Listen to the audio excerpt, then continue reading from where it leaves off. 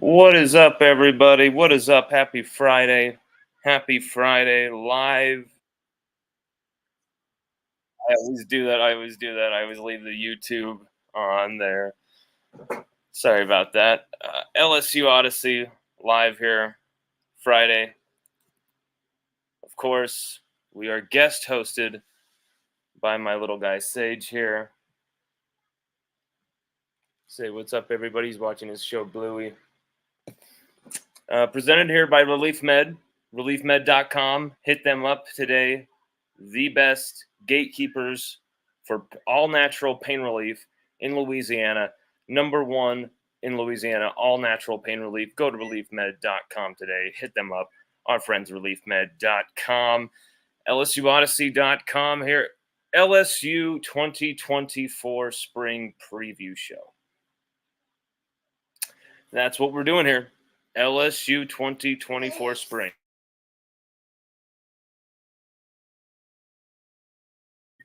Where is LSU going to be in 2024?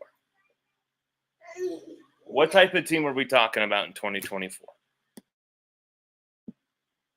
I want to hear your feedback, what you believe LSU are going to be seeing in 2024 for this team, what type of vibe this team will have, what type of energy this team will have, what type of record this team will have.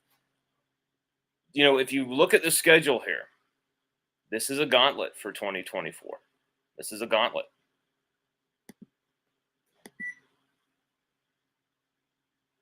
Post those comments in there. Post those comments. We're going to let some people get in here real quick before we intro it up. We had a wild guest last week with Max Toscano on the show. Jamer says, "What's up, Sagey?" What's up, Jamer? How you doing? Good to see you. Good to see you online here. You know, spring 2024 is right around the corner. We saw that the announcement, I believe, on National Signing Day or the day after. It was, I believe, March 5th is when it begins. Let's take a look at that again, just to confirm that. Early March instead of mid-March. And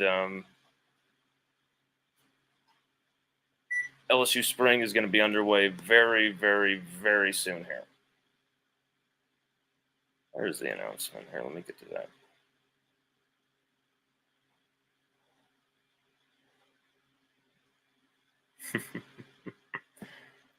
This was great footage, seeing the footage that LSU released of them doing the tug of war. Okay, here we go.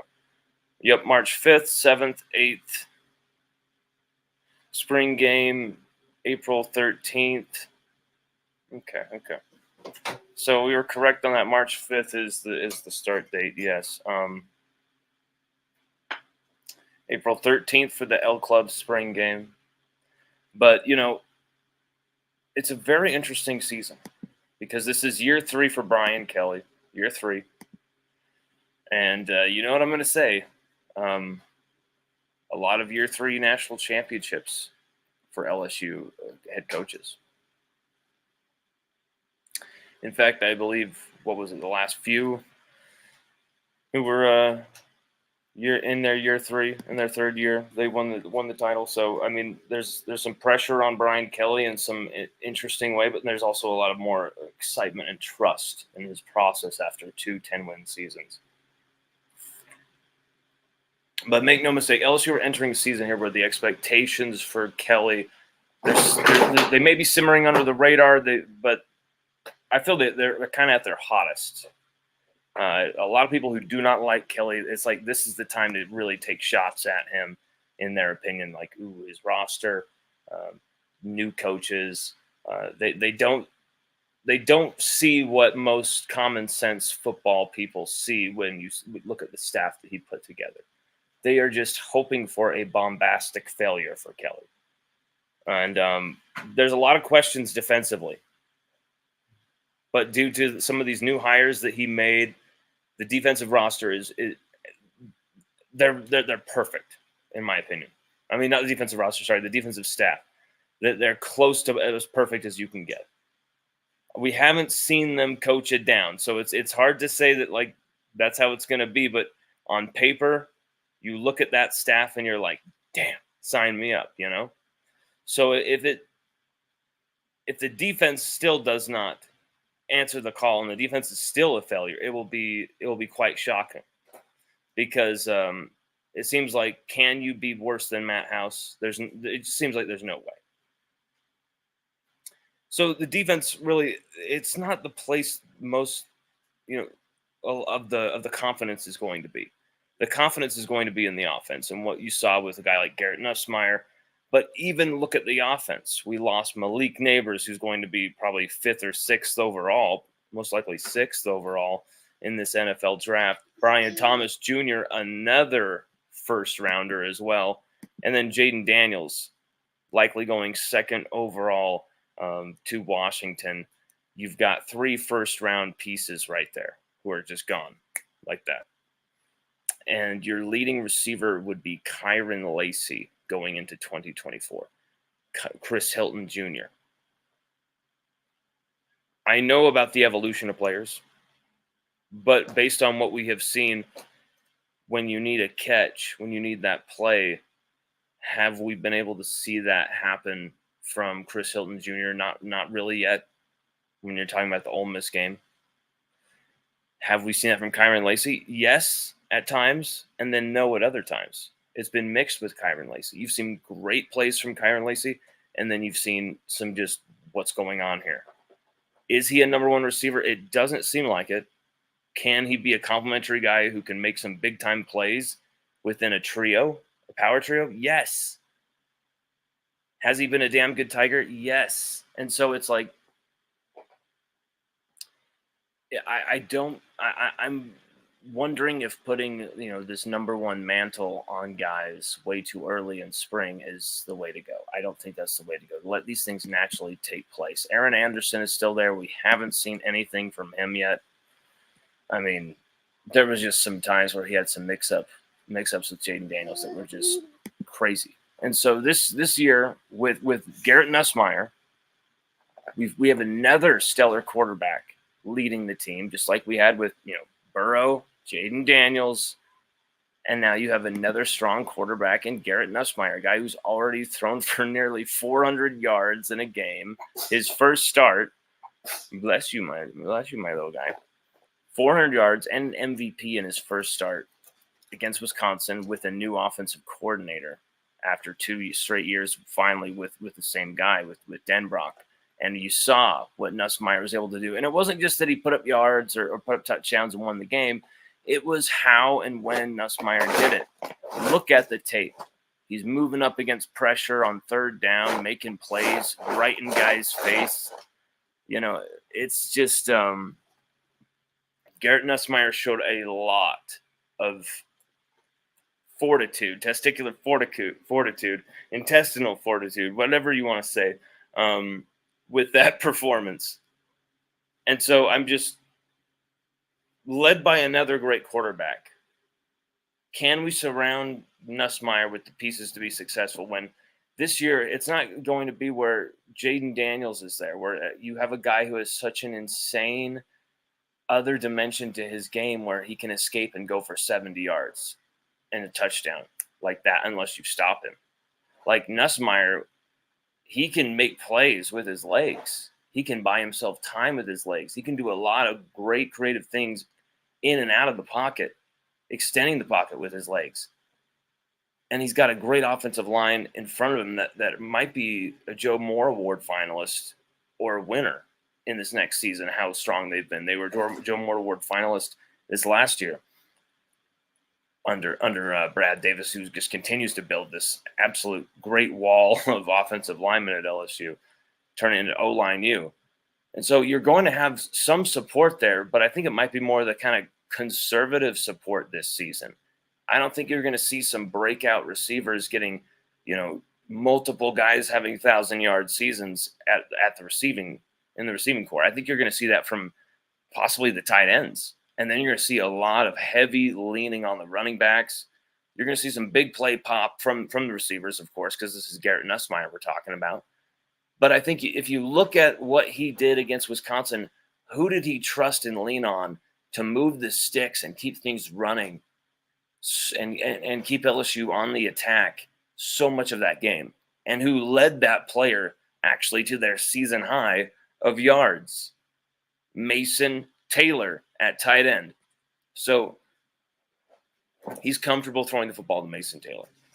He's proven it. Mason Taylor and him have good chemistry. Mason Taylor looked like he had just, like, thank God, like a great game for him to finish the season on after what probably would have been a frustrating season for Mason Taylor. 2022, he has a freshman breakout year. He's leaned on big time, wins the Alabama game for us. And then, you see a complete, I think he caught over 50 passes his freshman year. Targeted only second to Malik Neighbors. And then you see a complete opposite shift when Brian Thomas Jr. takes over that secondary role. Kyron Lacey fulfills some potential, gets 7 touchdowns on the board. Malik Neighbors goes for 15 touchdowns, was it? And then Brian Thomas Jr. goes for 17. You didn't really need the tight end last year between them and Jaden Daniels, what he could do. This year, I think you're going to need a lot more guys to step up in the offense. There's going to be a lot more weapons that are going to be necessary and needed for Joe Sloan and Cortez Hankton, the co-offensive coordinators, to dial up and get involved in the game, but at the right moments. Aaron Anderson, what can he become? This is a kid who has to fulfill some potential here, right? A former 5-star. LSU let get away in the wake of the firing of Coach O. He decommits, goes to Alabama, leaves the state of Louisiana, doesn't play at all at Alabama, comes back, and has a lot of expectations, makes some plays, but shows some immaturity through the practices in the offseason. And you think he's going to have some moments, fumbles in that first game against Florida State on special teams, and just shows so much of okay, exactly what Brian Kelly did not want to the season to signify or start to become. And so he minimized Aaron Anderson's role big time. I can't trust you in these moments. Boom. And right or wrong, Aaron Anderson, when you saw him play, it was very disjointed. Very disjointed. Let's see here. He had 12 catches for 59 yards, averaging 4.9 per catch. And some of the plays were just him and Jaden Daniels did not flow on the same page.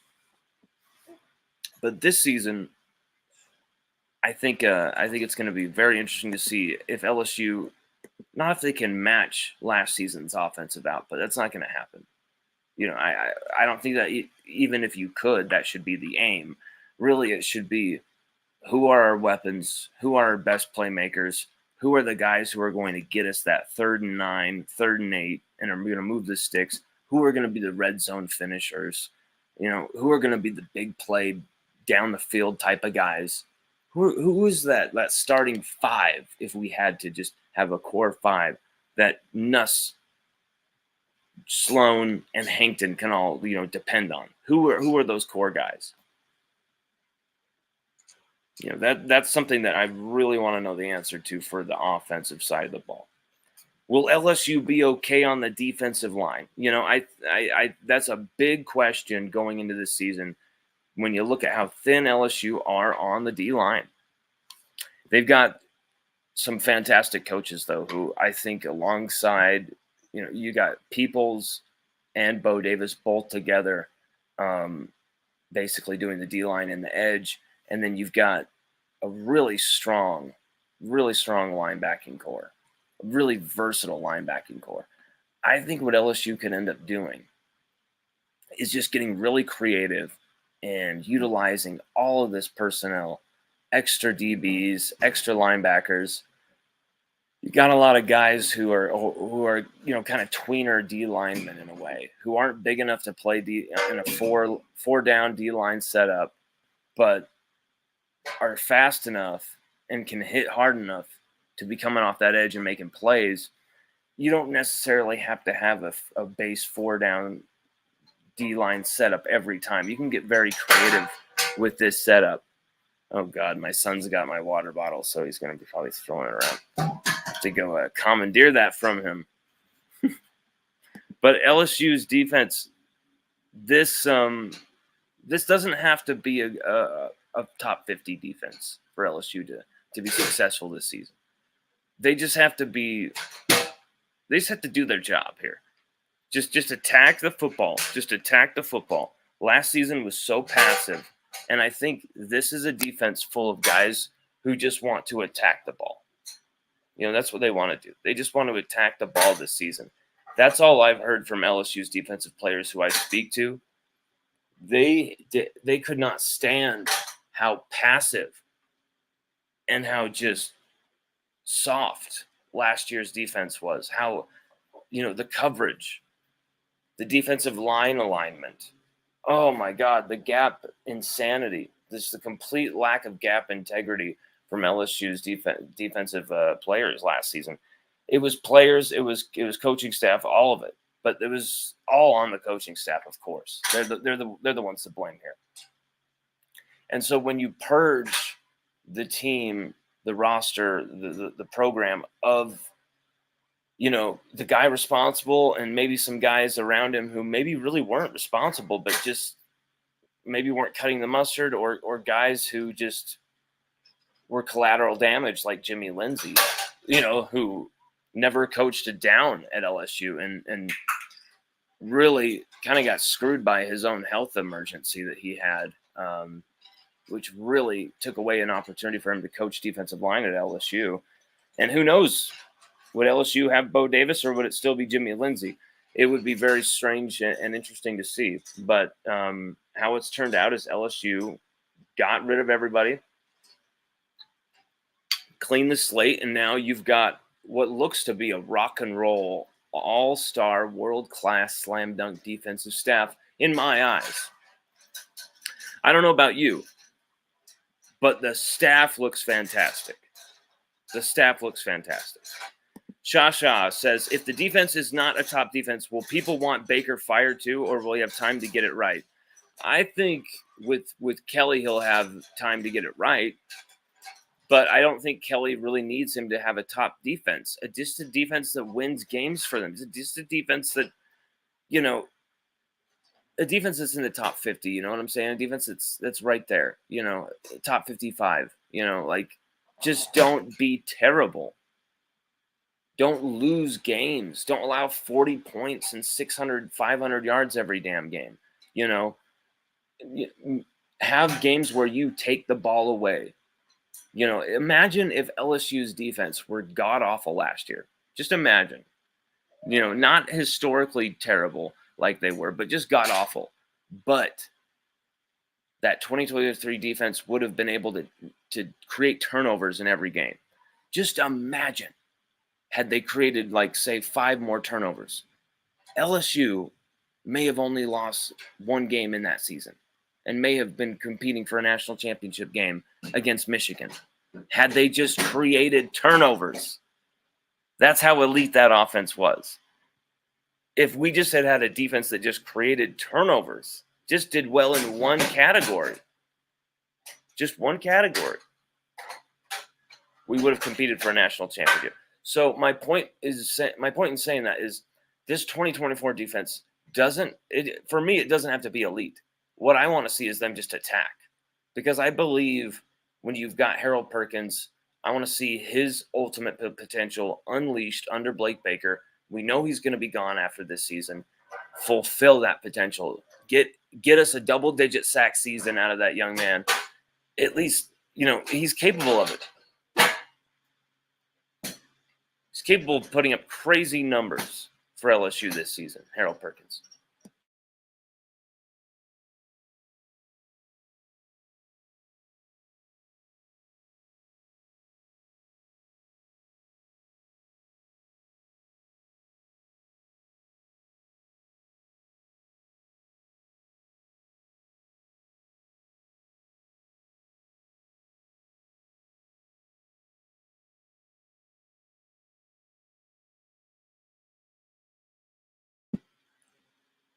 I don't think it really matters what this defense has. I don't think this defense has to be a top, you know, 10, 20 defense for LSU to win games this year. You saw that offense. And I understand it was with Brian Thomas Jr. out there for the most part. Malik Neighbors for a little bit there. But if you can get even just something, 5-6 touchdowns out of Aaron Anderson, 5-6 touchdowns out of CJ Daniels, 5-6 touchdowns out of Chris Hilton Jr., 5-6 touchdowns out of Kyron Lacy, which to me, with a quarterback like Garrett Nussmeier, it should be in that range. Maybe one or two of those guys not hitting that mark. You know what I'm saying? Like, but realistically, Nussmeier should be throwing over 30, 35 touchdowns at least this season with that offense. What we saw, it has to be, I think that the standard, what we've seen, Kelly's not going to let it slip, especially in this off season. I think it's going to make sure it improves. And I think with some of the weapons we brought in, CJ Daniels especially, that guy, he has the potential to break out and be that dude. So does Aaron Anderson, So does Kyron Lacy. So does Chris Hilton Jr. It's Shelton Sampson Jr., the freshman, now turning into that redshirt freshman season. Dropped 2 touchdowns, 2 wide open touchdowns basically against Grambling. He could have had 2 touchdowns to his name. Shelton Sampson Jr. drops those scores,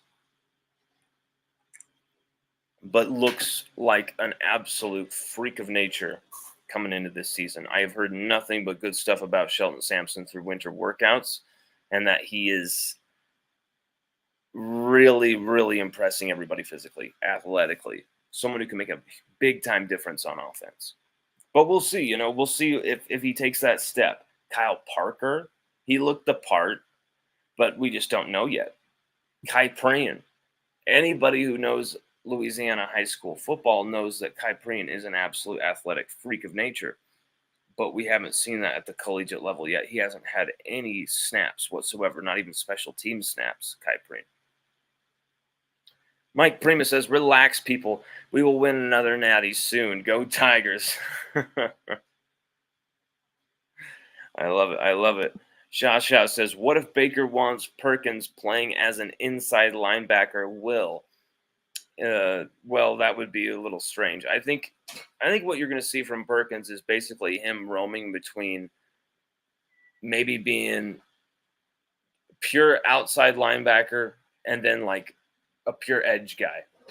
So I think you're going to see him being off the line of scrimmage, kind of like a hesitating disguised blitz, because he's fast enough to get there anyway. But then I think you're going to see at times where he's just straight up there on the edge if the matchup's there, because there's times it's there, and there's times it has been, and it's almost embarrassing to not take advantage of it. So I think you'll see Harold Perkins basically as an outside linebacker here in this setup. And I think you'll see Greg Penn as that middle linebacker. I think you'll see Greg Penn become that starting middle linebacker as it should be. And then hopefully Whit Weeks as the other outside linebacker. So I think with those guys, you have an absolutely fantastic, maybe best in the SEC linebacking setup, when you've got Whit Weeks, who looked fantastic and was one of the team's leading tacklers before just stupidly being benched. We can absolutely say that in hindsight, and we said it when it happened. Everyone knew Whit Weeks made that defense better. Like, he made that defense actually click for once, because he freed up Greg Penn III and Harold Perkins to do what they do best, because Whit Weeks was fast enough to clean up the mess. He was fast enough to keep these guys from getting exhausted against these fast-paced offenses, which is what happens to linebacking cores. You simply get tired when you're running 80 plays a game. It's nuts. You can't do it. I think you're going to see an offense that has more control of the football this season, just to help preserve that defensive front. Because I was thinking to myself, how can LSU be okay on that defensive line for an entire season when you just look at who LSU has personnel wise. How can we survive a full season with this defensive line? And the answer is, well, you're going to have freshmen step up. And whether they step up or not, you're going to have them play. You're going to have to find out who has the minerals to be a Tiger very quickly here, with guys like Gabe Relaford, Ahmad Bro, Dominic McKinley, of course, the 5-star that we just signed. They might be bringing him along slower here, but Jackson Howard, a redshirt freshman, kind of more of a project guy, NFL bloodliner, who they really should be playing a lot more this season. We're going to see what he can do on third down, second and long. We're going to see what he can do. Jackson Howard. Hopefully we can see him produce the best of what he's got, because then if he's producing the best of what he's got, you've got something good on this defensive line / edge, because there's guys ahead of him, Braden Swinson, who are supposed to be, that starter guy, Savion Jones. He's someone who really should, by this point, last year should have been that season he got around 7-8 sacks. He only had, 2.5? And so he hasn't taken that step. There's a lane for guys, the younger guys, to really come in here and take over, really. Like there's a serious opportunity for young defensive line and the young edge guys here at LSU to actually come in here and take someone's job.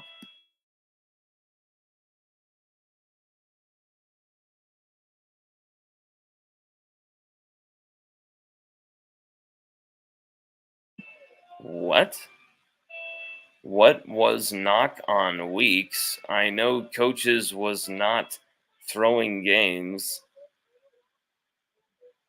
What was knock on weeks? Are you saying what was the reason Matt House didn't want to play Whit Weeks?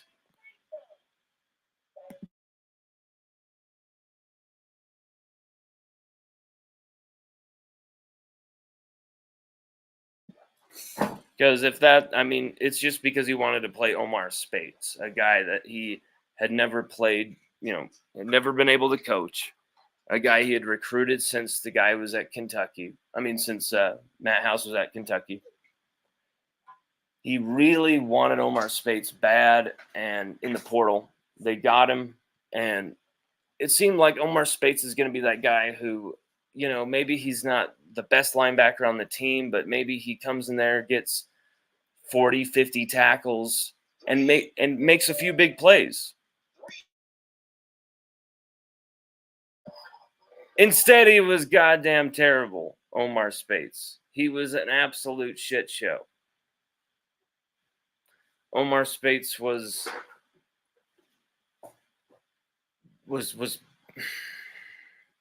he came in there over Whit Weeks because he had a relationship, a special friendship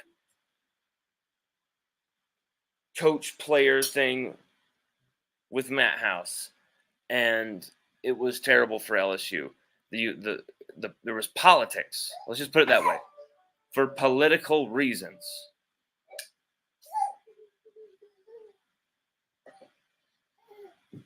For political reasons, Whit Weeks sat on the bench. It wasn't even just Whit. Let's be honest. Whit Weeks, of course, came in there and was awesome. But there's like 4 or 5 other guys who should have been playing over Omar Speights. Whit's brother West should have been starting in the lineup over Omar Speights, and LSU would have been far better. Because West Weeks actually is pretty damn good in coverage. So it's really the fact that Omar Speights and Matt House were really tight is the reason that Whit Weeks was sitting on that bench. And it's the politics, and it's the veteran favoritism and just unimaginative stubbornness and just BS that I just don't think we'll see under Blake Baker. That's really not his style.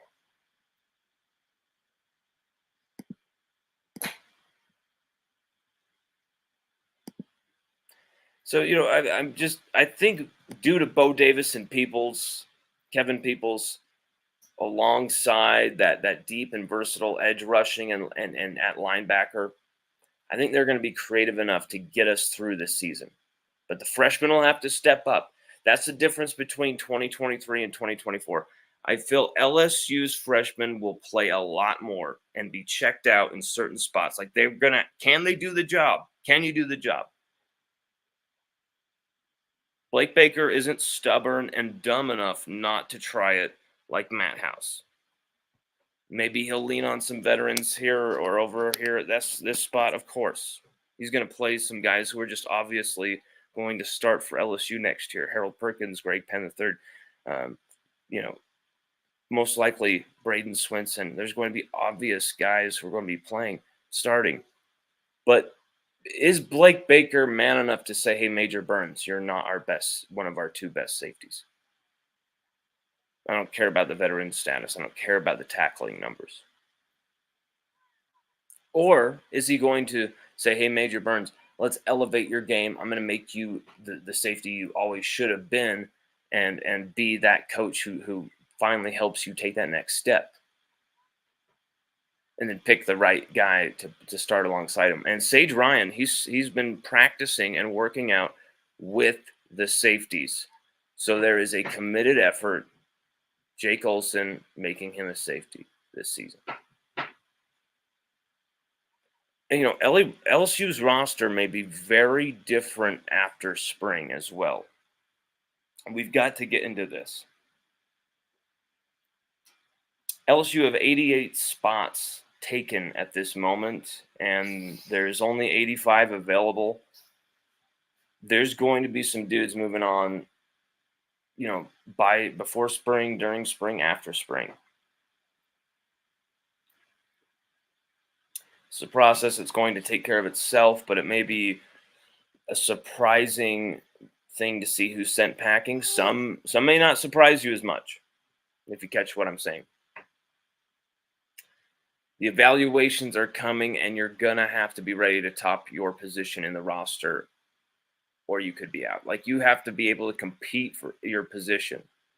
And I think guys who it's like you're more just filling out this roster like we needed in 2022, we don't need that anymore.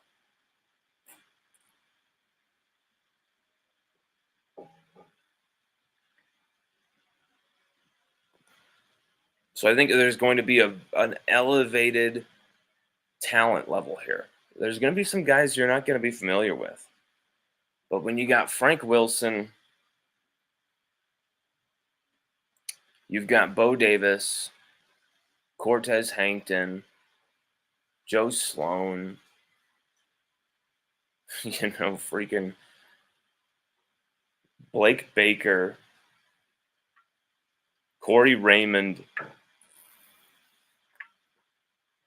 I mean, what a ridiculous staff. What a ridiculous staff. Jake Olson, who's also rising high as well. People saying a lot of good stuff about him.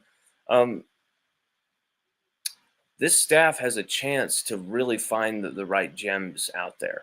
I don't know how they're going to do it, but preferred walk-ons there's a chance there. But they're just going to straight up have to process some guys here. They're going to have to just literally say, you have to go to some guys here. We're taking your scholarship away, basically. They're going to have to do it. And it's going to be sad. Bless you. I'm excited about the 2024 freshmen and the freshmen and some of these roles they can play.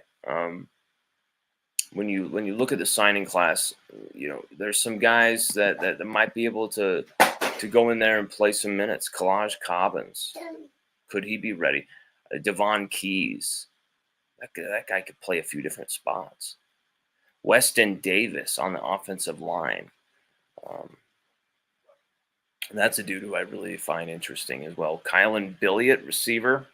That's a freshman receiver. Jelani Watkins, freshman receiver. Pure speed. Jelani Watkins,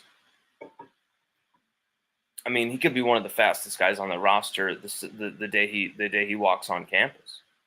So I wouldn't be surprised if he gets a shot, at least in the return game.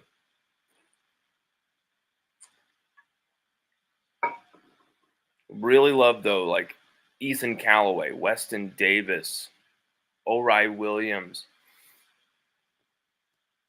I mean, they just continue to do this with the offensive line, and then you've seen in the footage recently posted by LSU that Tyree Adams, who LSU Odyssey have conducted a few interviews with, if you go to our exclusive interviews tabs on our LSUODYSSEY.COM homepage right there, you can find these interviews with Tyree Adams before he committed as a Tiger, during the commitment, and of course after.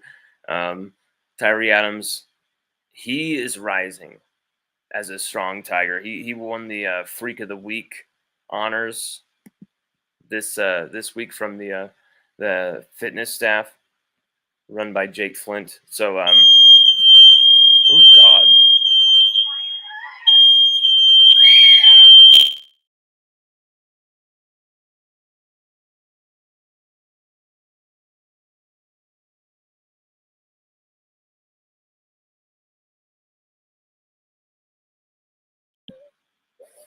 Who knows why the fire alarm just went on there, but that was quick.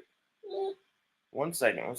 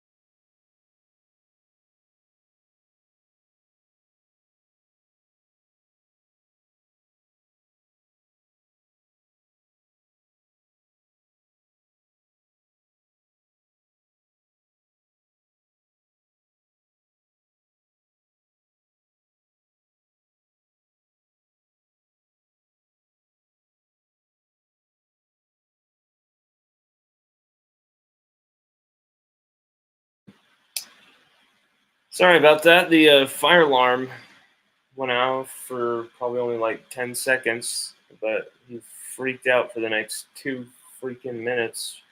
So here we are. Sorry about that. But I really do believe like that's the difference between 2023 and 2024. You didn't really find out a lot about LSU's freshman class, did you? You know, or LSU's redshirt freshmen. We kind of saw them play garbage time minutes. You only kind of found out about guys like JV and Toviano a little bit, Ashton Stamps a little bit, Mac Markway. He caught a touchdown from Jaden Daniels, touchdown pass a little bit. Just here and there, you know. Ryan Yates had that block off the line of scrimmage on that huge play against Ole Miss.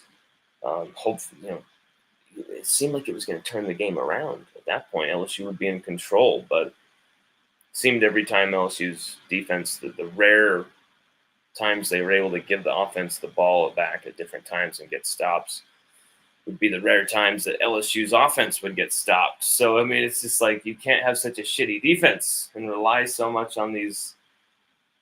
Now you got to score. You got to have it this time every freaking time, Jaden Daniels. You know, like, I mean, it's crazy. And so Garrett Nussmeier, I don't think you're going to see that type of pace from this offense, but I don't think you're going to see that type of burden put on his shoulders. I think you're going to see guys like Caleb Jackson rise, Trey Holly rise, Caden Durham might be getting a few reps as well at running back. I think this is going to be a year where running back is a position LSU lean on, especially when you're trying to help a young quarterback and help him. There's going to be, I mean, this schedule is crazy for LSU this season. The schedule is nuts. And so I think you're really going to need games where you ease him into games, either with a deep shot or with a lot of, heavy dose of the running game. But simply, it's not just to ease Garrett Nussmeier or because you have a young quarterback that you run the football this season. It's because you just have you have the right personnel there. There's just too much talent there with Caleb Jackson and Trey Holly. You have an absolute incredibly electric potential tandem there. We know how good Caleb Jackson can be already. We've seen the proof. I mean, the proof is there. But let's not forget, LSU open next season in Vegas against USC.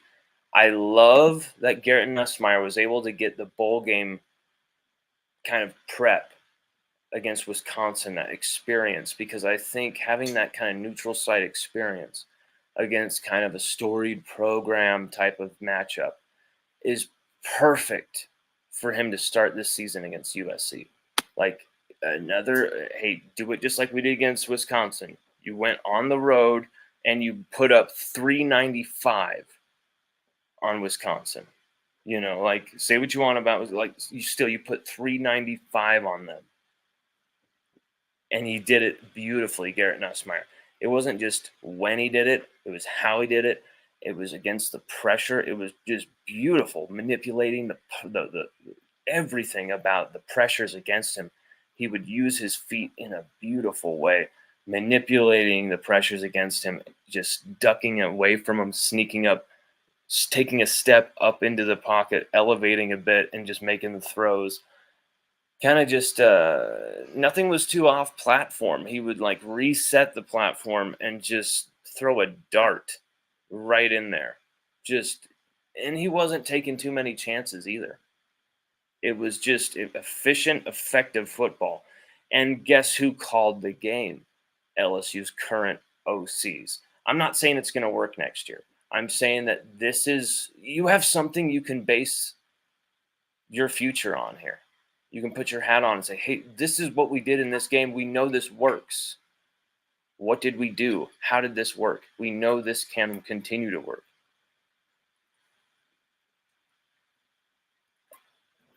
The offense is very interesting to me because I think a guy like a Caleb Jackson is going to be a guarantee to be a success next year. He's a guy you can lean on, you can rely on. Garrett Nussmeier, he's going to be a guy, as you saw, who's going to win games for LSU. He's going to do it. He's going to at least get LSU to that 9+ win threshold.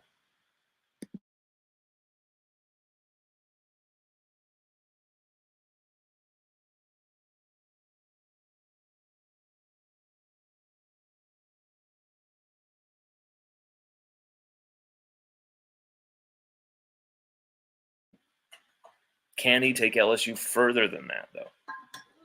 That's where I think it's more than just the quarterback that you have. I think that's more about the weapons he's got at his disposal.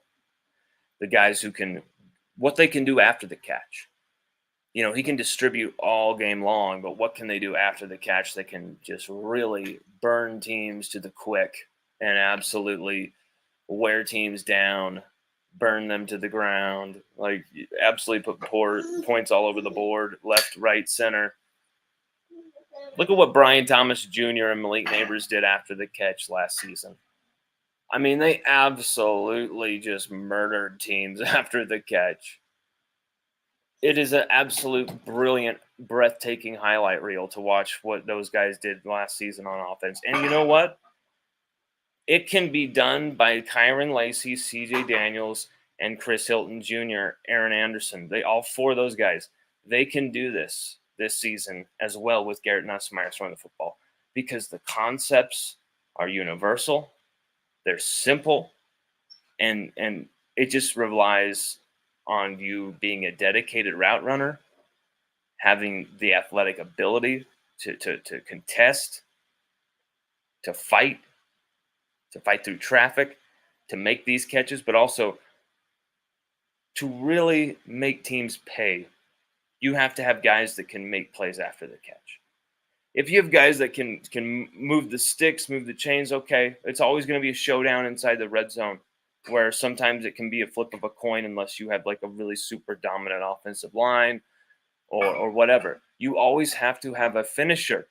You always have to have a guy who you can say that's our executioner. Last year, that was Brian Thomas Jr. for LSU. 2019, that was Jamar Chase. You know, like there's a theme here. There's a theme here.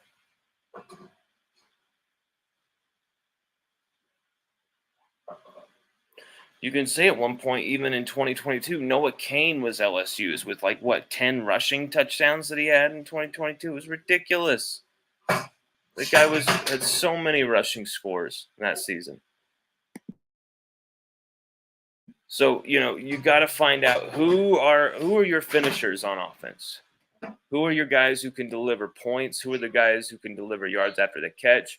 Who are the guys who can make people miss? And it's hard to gauge that with just some spring practices. It's hard to gauge that with just, a spring game. But it's what LSU are going to have to really hone in on right here. It's all we've got. But it's going to be difficult for the coaching staff and for the fan base to really get a picture of all of this as well, because there's going to be a lot of guys moving on. Maybe not a lot of guys, but maybe like 5 or 6 guys moving on. Maybe even more than I'd probably say like maybe 7 or 8 guys, 8 or 9, who are going to probably move on after the spring game into the portal. And it might not be guys who are of any consequence, maybe 1 or 2 guys who would really hurt the lineup, but it's still worth noting that LSU then will go into the portal, get those replacements, go get some good, strong walk-ons from around the state of Louisiana, and really start to build something here. That's the thing is, there's a lot of pressure on this team, and you'd think that last year would be the team that would have delivered a title, or at least a title contention for LSU. But no, because of the defense, it was a team that delivered a Heisman and a Biletnikoff, finalist, and really a Biletnikoff winner. Let's be honest here. But it was strange because they won 10 games, but they didn't compete for a national championship. And it was such a bizarre thing, having Jaden Daniels win the Heisman, but not even have a chance to compete for a national championship at LSU. It was so wrong. And so now in the year after that, how much pressure is on Brian Kelly? How much success has he achieved? What's going to be really attributed to him? Hey, buddy. What's the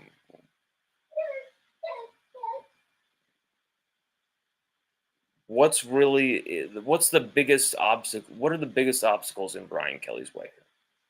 There's no more Nick Saban. Lane Kiffin and Ole Miss. We're not about to take Texas A&M seriously, are we now? I'm not. Calm down, little guy. Shasha says, I didn't like Spates at all, even when he was at OSU.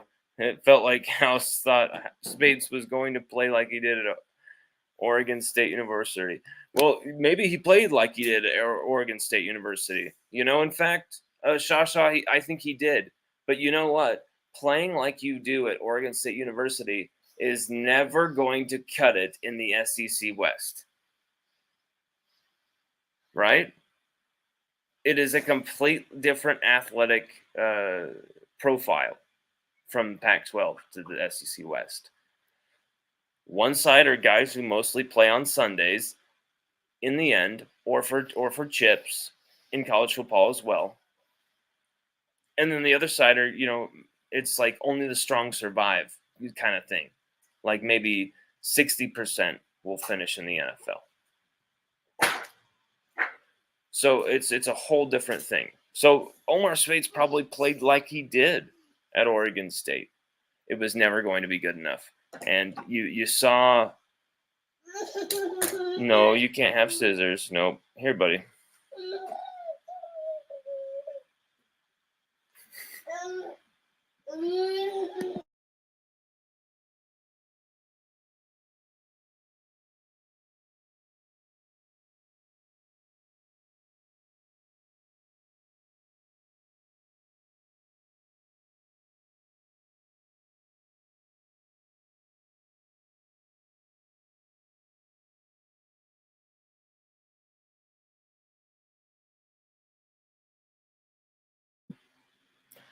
So, I mean, Gabe Relaford, Dominic McKinley are we going to rely on those guys to help this defensive line? Like Sean Washington, are these the guys who it's like, all right, now our offensive line, our defensive line, now our defensive line is complete. Now we're fine. I mean, like, I feel like there maybe people are freaking out a little bit too much, but when you look at it, it is kind of fearful to look at LSU's defensive line and where it's at right now. We only have Jacoby and Guillory, DT, okay, Jalen Lee, DT, and then who was the other DT? We had three. Sean Washington. So three right there. Just only three scholarship defensive tackles. Just three. Okay. And Guillory, what is he? I mean, he had some good moments last year, but what does he really produce? Jalen Lee had a fumble recovery and then did nothing else really last season. What have we seen from those guys? Okay, so that's your defensive tackle when you last year had, last two seasons, a stud freak like Mekhi Wingo. You had the promise of Mason Smith, or at least the offensive line fear that any game Mason Smith was gonna eat them alive. Any play he was gonna eat them alive. You at least had that fear. It's very worrisome at defensive tackle for LSU.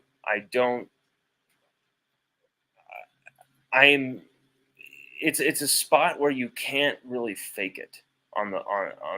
It's the defensive tackle. You either have the beef, the girth, the bodies who can clog that up, or you don't. You either have the guys who can penetrate, who can absolutely blow up the protections from the interior, or you don't. And when you have that, you win championships more often than not because it's so dominant.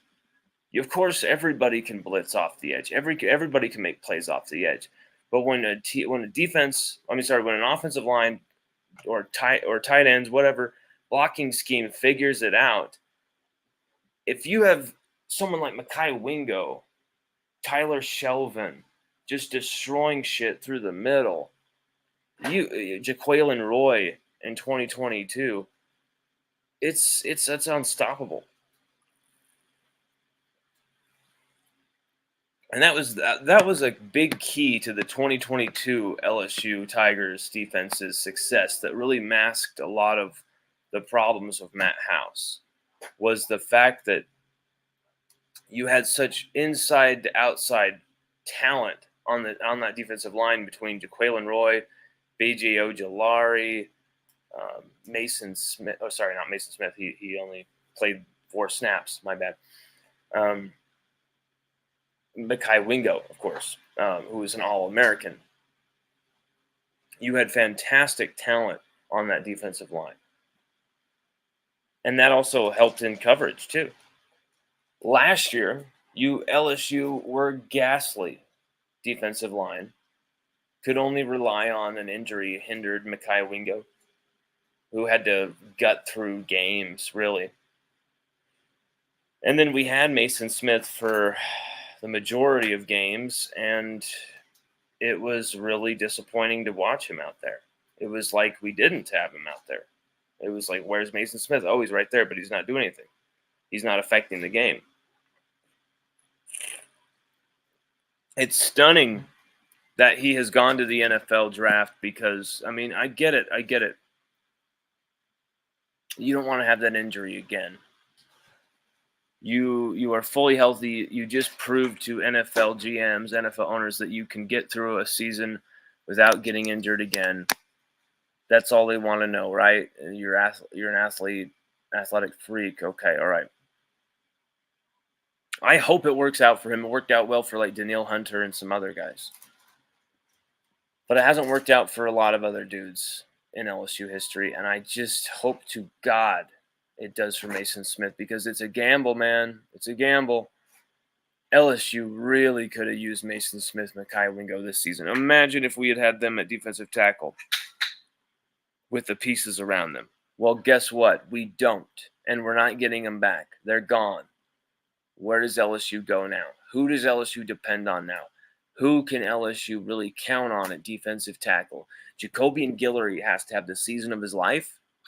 A guy who's been here since 2020. We recruited him the season we won the national championship. He committed the season we won the national championship. Jacobian Guillory. That's how long he's been here at LSU. And he has failed to pop. I don't think he's ever had a sack in his LSU career or even had a half of a sack officially. Not that that matters. He's a defensive tackle, whatever. But very slim TFLs as well. He's had a half sack in his entire career. It was in 2021. Also a season where he had 1.5 TFLs. And only played in 4 games. And in 2021, when he only played in 4 games, he had 9 tackles, 1.5 TFLs, half of a sack. And he's only had a half of a TFL since then. And that was last season. Or sorry, 2 seasons ago in 2022. So he's played in 27 games the last 2 seasons. He had the most tackles this last year. I would reckon to say he probably played in more snaps this last season as well, with Mason and Mekhi both having injuries and being in and out. But it's just, I think we're going to have Jacobian Guillory play a lot of snaps for us this season. He's a guy that Brian Kelly loves. Him and Kelly have the same birthday. And he's all in on LSU. He's a guy whose heart's with LSU, Jacobian Guillory. He's an LSU guy. And we love Jacobian Guillory. I want to see him succeed this season and take that next step. Because there's another guy, too, we lost, Jordan Jefferson, who's freaking fantastic. Had 7 TFLs last season, 2.5 sacks as well. We lost him. Braden Swinson, an edge guy, 6.5 TFLs, 2 sacks, 5 pass breakups, and 2 forced fumbles. He had a hell of a season that went under the radar, and he could, only had a few moments where he got to the quarterback, though. And we're going to have to improve on that for him. He had second in pressures to Harold Perkins. Fantastic season for Swinson, but 2 sacks, come on, man. Not going to cut it. Swinson is expected to really take that next step and deliver even more. Because his 2 sacks, both of them actually changed games against Missouri and against Florida. Both sacks forced fumbles as well. So Swinson, and he was 3rd in TFLs, only had a half a TFL behind Jordan Jefferson. So he had a hell of a season, really, Swinson. But he's got to take that next step in the backfield. Savion Jones, 3.5 TFLs, 2.5 sacks, and 2 batted passes. He's got to take that next level. Get to that next level. A lot of pressures from him where he's just whiffing on sacks that were there. Maybe he's got to slim down. And I think that's what the staff are going for here. Just a few pounds. He doesn't have to be a dominant freak. Although, hey, Parashond And when you have Savion Jones, you could also beef them up and leave them at defensive end slash 3 tech basically, and have them inside more. You know what I'm saying? So you Parashand. I mean, that would be a good spot for him anyway. I think Parashand had 5 TFLs, 2 sacks, 2 batted passes, and Parashand has blocked me on Twitter. I have no clue why. I don't get it. We've never dissed Parashand. We've never said he was bad or anything. In fact, maybe we haven't talked about him enough. Maybe that's why he blocked us. But Paris, if you see this, I don't know why you blocked me, bro. I feel bad that you did. I hope we didn't cross any line. I don't think we did, though. So, but that's a very rare situation for us. That's very rarely happened. I can't really think of anything we've ever said about Paris that would have been a bad thing or anything like that. So it was very strange to see. But Parashand, Savion Jones, both kind of in that same spot where they have a lot to offer this team. And they're kind of, this defensive line needs some big bodies. Can they be those guys? Can Savion Jones, Parashand be those beef cakes to kind of stuff that middle with Jacoby and Guillory? Beef cakes, my God, that sounded so gay.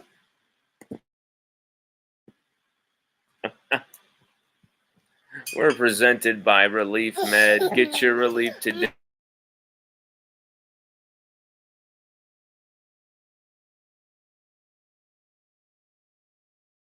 Get your relief today at ReleafMed.com. Follow us on X, Twitter, right there at Lon Phillips.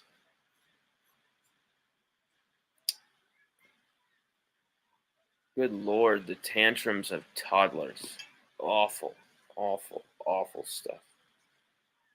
Awful stuff. I don't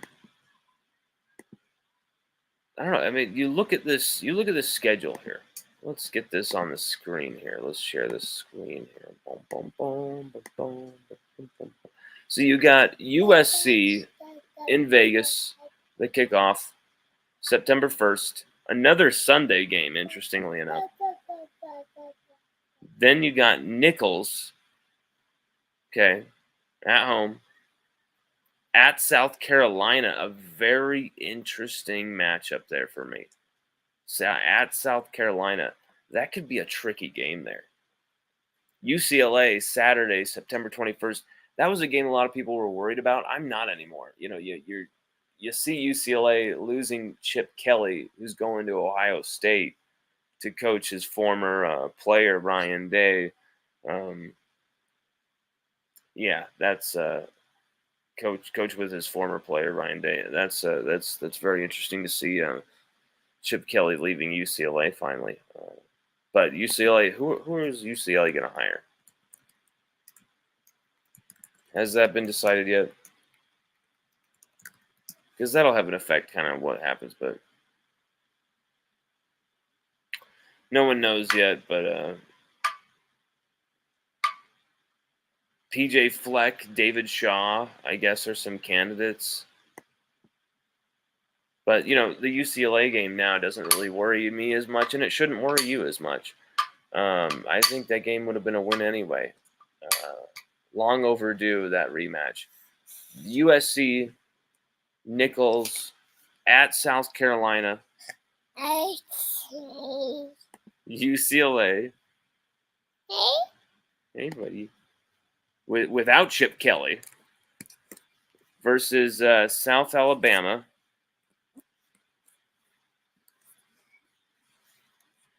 Versus Ole Miss. Lane Kiffin and the angry fighting words Ole Miss. At Arkansas.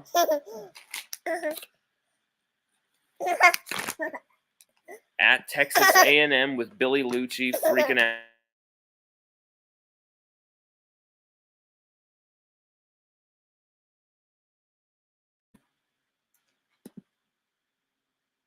That's going to be a crazy game. And then you got Saturday, November 9th, versus Kalen DeBoer's Alabama in Tiger Stadium. That's a game that LSU, I'm just going to say it right here, LSU should win that game. I don't care what happens right now. LSU should kick DeBoer's face in to welcome him into the SEC.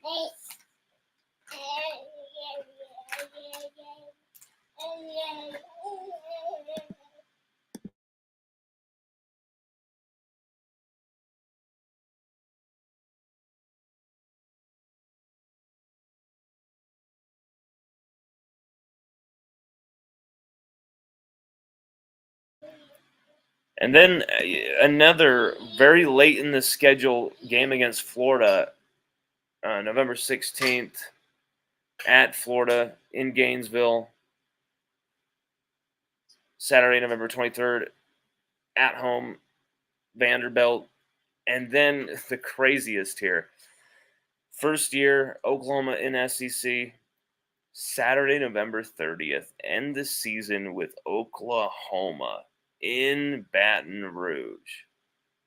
It's just nuts. That's just nuts to me, that schedule. Then, of course, the SEC title game on Saturday, December 7th, Pearl Harbor Day, if necessary, if LSU make it there. So that will be there. And the college football playoffs, interestingly enough, first round of games would be on December 20th, 21st in the new format. Quarterfinals on the 31st and the 1st, semifinals on the 9th and the 10th, and then the national championship game now on January 20th. That late. Interesting. LSU's 2024 roster is not up fully yet, but that schedule, when you look at that on paper, is absolutely daunting for anybody. You got USC in Vegas. You've got some good home games there for LSU against Alabama. Another trip to a very desperate Billy Napier and the Swamp, though. I don't like that one. I don't like the trip to South Carolina early. Ole Miss have been putting together a really good, damn good roster this offseason. Lane Kiffin always coaches his team well. They put up 700-plus offensive yards on us this last season, 55 points. They're a team that we have to worry about and be concerned about until we beat them again. LSU have some worries here this season. LSU have some potential obstacles coming into this year. But what I love about this team is we have some fortified reliabilities here. You know, offensive line. That is one of the biggest places you have to have reliability on a team. And we have that with this offensive line. Will Campbell is basically the leader of this team. Okay, the linebacking core over the middle of the field. I think those guys have what it takes, with Blake Baker especially coaching them, to be among the best spots of anywhere on the team. Caleb Jackson is going to be that next great running back at LSU. The receiving core might have some weapons, might have some guys who might not completely pop, but we have the tight ends. When you talk about Mason Taylor, Mac Markway, Kamarian Pimpton, or a freak like Trey'Dez Green, who LSU might just put out there because he's just so damn physically gifted. Shelton Sampson Jr. at receiver as well. You've got certain pieces enough to find out who is good enough. I think that there's some serious questions at safety, at corner, just who's going to play, who's going to be the guys. But I think you don't have to worry. A defensive line, of course, as well. But I think when you really look down to it, Savion Jones, Parashand, I think they're going to fortify some spots on the interior defensive line.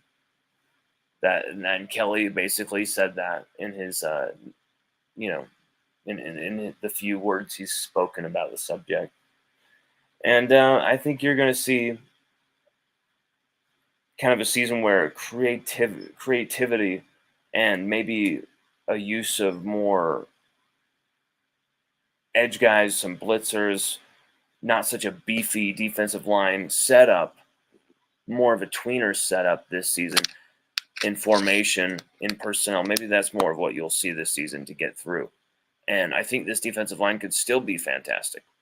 I think this defense could still be a top 10, top 25 defense. They could completely flip it around. There's guys that are absolute dogs on this defense. Do not be mistaken. Guys who have untapped potential that have just been waiting for the right coach to come along and coach them up, and that talent to finally blossom, that talent to finally be ignited. Because it hasn't worked out, whether guys have been put in the wrong position, whether guys have lost their way, like mentally, they just haven't been as invested. They haven't cared as much, you know. I think now you're going to see more buy-in, some more excitement, some more energy within this defense going into 2024. And you've seen it through the winter workouts. I think you're going to see that on offense as well. I think offense, it's a more settled group. Garrett Nussmeier, while he hasn't been the starter, he's made 17 total appearances for LSU, and he's been around all of these guys for a long time. All of these guys on offense. And so there's a lot of continuity there. It's just more the weapons on the outside, you know, at receiver. Who are going to be the guys who are going to deliver for Garrett Nussmeier at receiver? That's really going to be the biggest question on offense, to me at least. So there's a lot of interesting things here that I think we're going to probably not see answered fully in spring, too. I think that's the problem about this spring for LSU. I think you're still not going to get a lot of answers. I think the answers will come in fall camp. One second.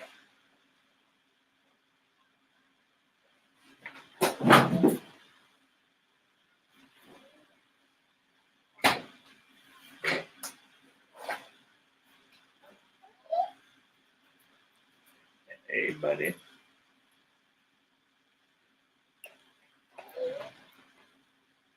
I think fall camp will be that time where things are figured out. But spring is going to be very important for certain guys to get reps, though.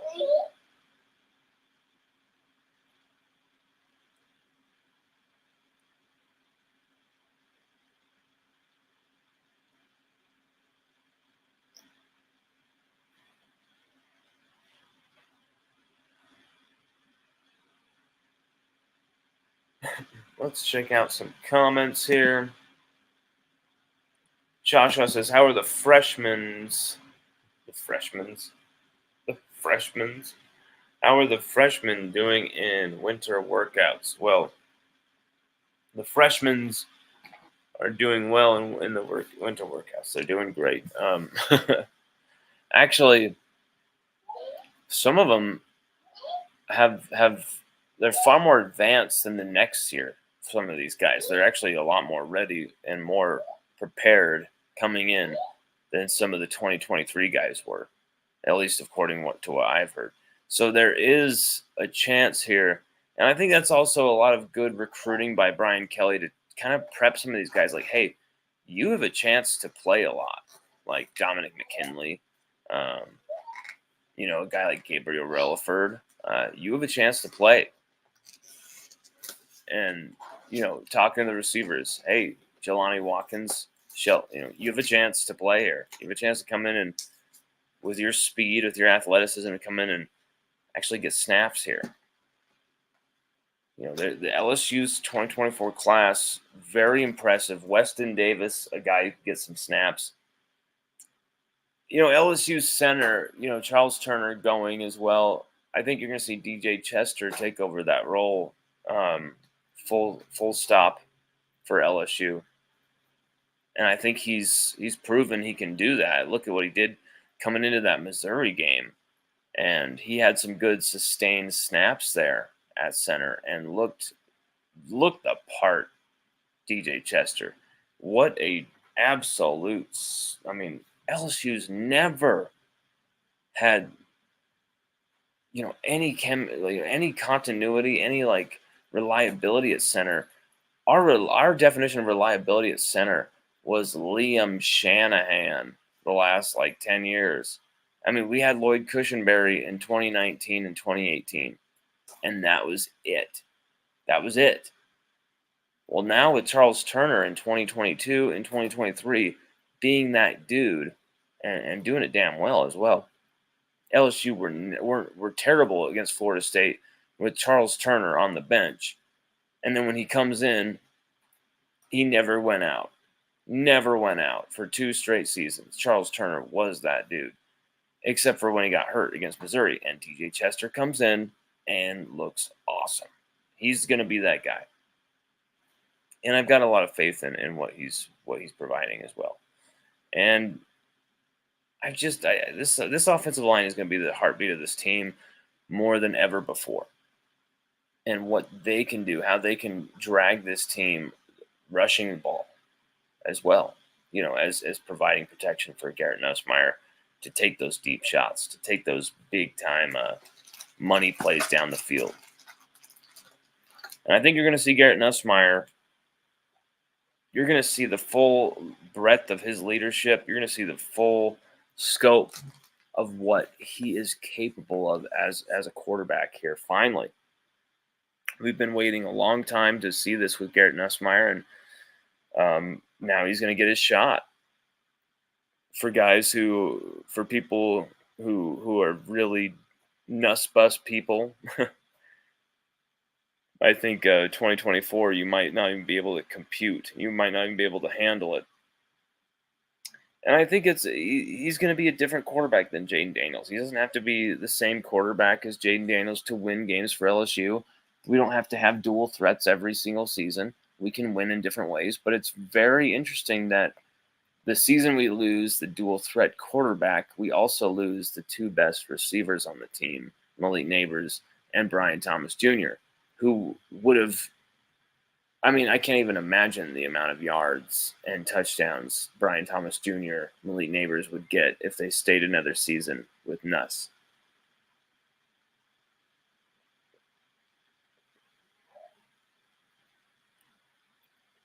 You're talking about 2 guys who'd probably catch 20 touchdowns and over 1,500 yards each if they stayed next year, Malik and Brian with Nuss.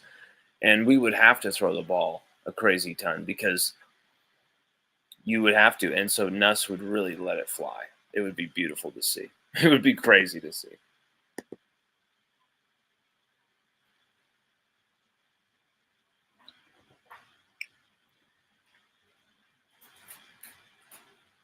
Maybe we could finish with me speculating who are like the five Tigers I'm really looking at for this spring, and what they, can they take the next step? Are they adjusting to this new position? A freshman who's just arrived to campus, whatever the case may be.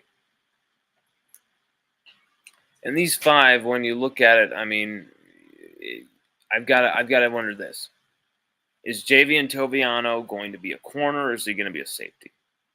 Because I think you really lose a lot of what makes him great when you move him from corner to safety.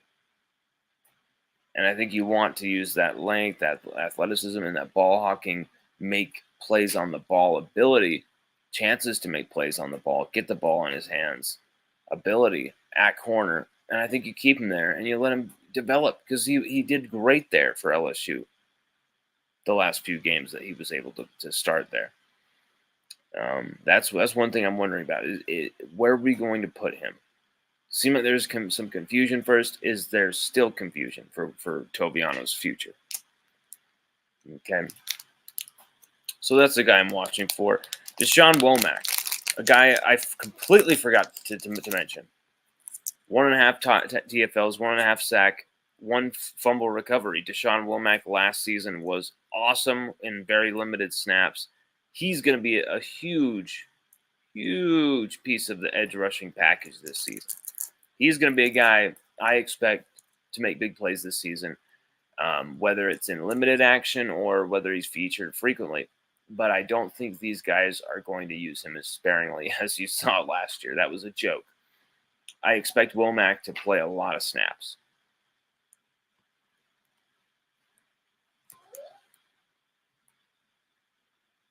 Prince Malbrew. I think Prince Malbrew is going to get a lot of playing time this year, actually. But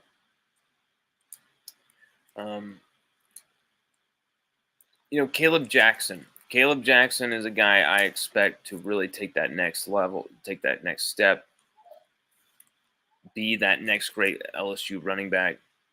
Chris Hilton Jr. Was it just that Malik and Brian had kind of ascended and he kind of just mentally like, I'm losing my moment or something? Like, what happened with last season? Because it seemed like Chris Hilton Jr. had it in his hands and just let it go. And so this year he has that opportunity once again. He has that chance once again. I think Chris Hilton Jr., I think you can depend on him to make big plays, to combine well with Garrett Nussmeier. But we just need to see it in games. We just haven't seen it.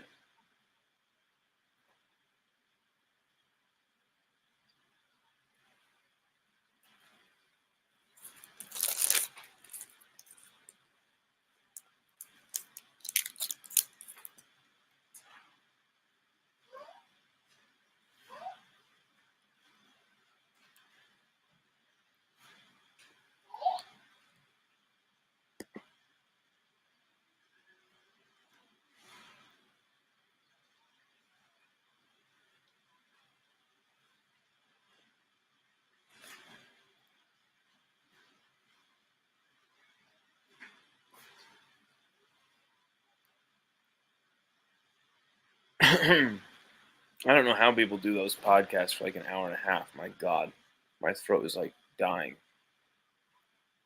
That's crazy. Well, I think we've about covered everything. Sorry for this weird muted ending. But we're going to have a lot more content on this coming up soon here and with the next few days. We've got a few articles we've been hard at work on that are they've just gotten overly long, and I'm going to split them up into like 4 or 5 different pieces, I think. And I think that'll make it work a lot better. And I'm going to take some good editing to them and really try and chip away at and make it as concise as possible. And definitely be checking those out at LSUODYSSEY.com over the next few days. We're going to be pumping them out. And really, this is going to be an interesting period here.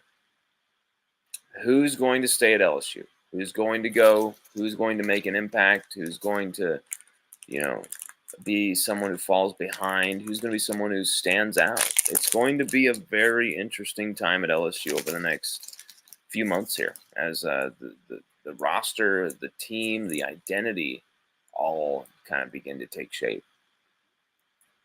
In year 3 under Brian Kelly, we'll see what all of it means, especially with some of the roster, the way it is right now where we have 88 spots taken, but we need to get that down by 3. And Kelly said he wants to add people from the portal. So that entails even more departures. So it's very strange times of influx as well. But a lot of excitement, a lot of potential for this team. This team, with the way that this is structured, playoff-wise, can get in here into this scenario easily here and compete for a national championship this season, like we should have last year. Thank you, everybody.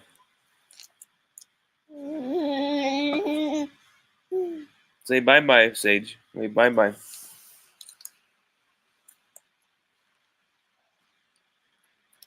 Wait, bye-bye, Sagey. See ya. See everybody.